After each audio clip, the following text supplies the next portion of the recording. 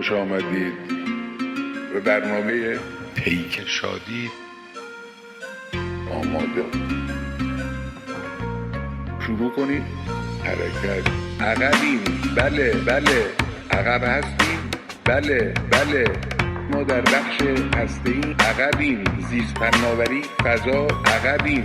در بخش پزشکی در بخش نانو عقب‌ترین. در حوزه سیاست هم همینجور، فرهنگ هم همینجور. دیدید دانشگاهیان، نویسندگان، روشنفکران همه قتل عام شدن. یک مجموعه عظیمی نابود شدن، تارومار شدن. جمهوری اسلامی بر این اساس تشکیل شد. بعد از این هم بیشتر خواهد شد.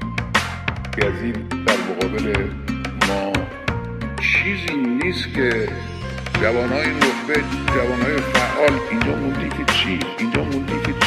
برو آقا برو آمریکا. اینجا موندی چیکار کنی؟ اینجا موندی که چی؟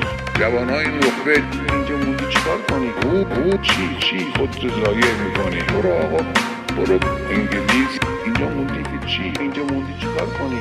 امروز آهاد مردم متوجه شدن جمهوری اسلامی قلدری آمده است. بیکاری باشه، رکود باشه، مشکلات گوناگون اقتصادی باشه، من شما برون جوان عملی باشه.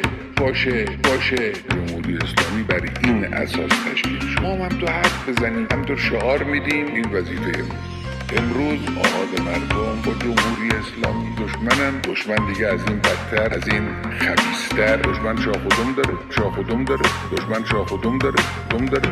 امروز دانشجو، جوانهای فعال، جوانهای زنده ما در مقابل این حرکت، این انقلاب، این نظام میستن تا جمهوری اسلامی که پدر این ملت رو برای سالهای متمادی در می آورد از سر این ملت دور بکنن.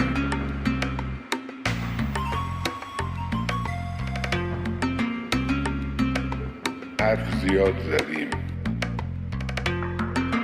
تکراری است. خلاصش جمهوری اسلامی آمده است حرکت علمی رو متوقف کنه، ایمان رو از بین ببره، نفت ببره.